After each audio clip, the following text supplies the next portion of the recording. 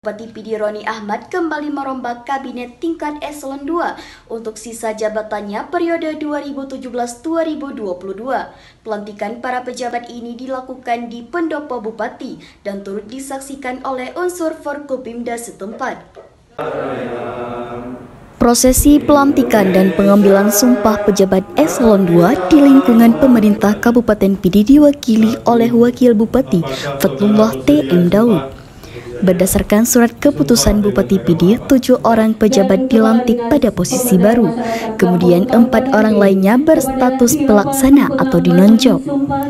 Perombakan kabinet pemerintah PD di bawah Roni Ahmad dan Fatlullah T.M. Daud dilakukan pada Kepala Dinas Kelautan dan Perikanan yang kini dijabat oleh Muhammad Hasan. Kemudian Kadis Syariat Islam yang baru dijabat Tarmizi, Kadis Perpustakaan dan Kearsipan dijabat Sabirin, kemudian Inspektur Kabupaten PD dijabat Muklis.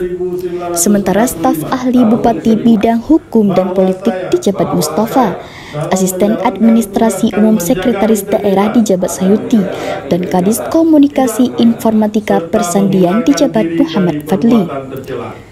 Di sisi lain, 4 pejabat dinonjok berstatus pelaksana yaitu Kadri ditempatkan pada Dinas Tenaga Kerja dan Transmigrasi, Mustafa Kamal pelaksana pada Inspektorat PD. Selanjutnya, Muhammad Adam pelaksana pada Dinas Perumahan Rakyat dan Kawasan Permukiman, dan Malik Kasim pelaksana pada Sekretariat Daerah PD.